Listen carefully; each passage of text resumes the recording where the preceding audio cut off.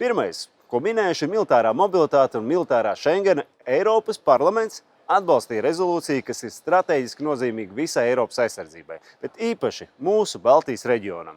Runa ir par karaspēku un militārā aprīkojuma pārvietošanu Eiropas Savienības ietvaros. Šobrīd birokrātijas, dažādu atļauju un citu papīru kārtošanu un arī infrastruktūras dēļ militārais aprīkojums kādā dalībvalstī, caur kuru paredzēts to pārvietot, var iestrēgt pat uz vairāk nekā mēnesi.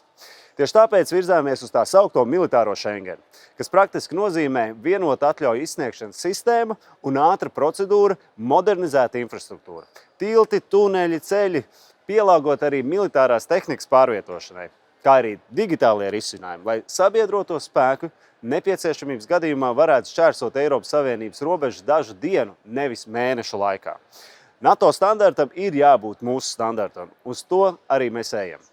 Šajā kontekstā jāuzteic mūsu pašu Robertu Zīli no Eiropas konservatīvo un reformistu grupas, kas bija līdziņotājs šai rezolūcijai un pārliecinoši virzīja to uz priekšu šo iniciatīvu. Tas ir konkrēts Latvijas pienesums Eiropas aizsardzības spēju attīstībai. Citējot pašu Robertu, pašlaik militārajai mobilitātei ir pārāk daudz šķēršļu, kurus var ātri novērst bez liela finansējuma. Laiks tiešām nav mūsu pusē, tāpēc jārīkojas ir tieši tagad.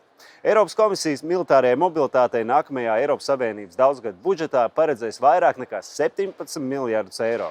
Taču, lai modernizētu 500 kritiskos infrastruktūras punktus, vajadzēs ap 100 miljardiem. Drošībai ir sava cena. Jā, un tajā ir nopietni jāinvestē.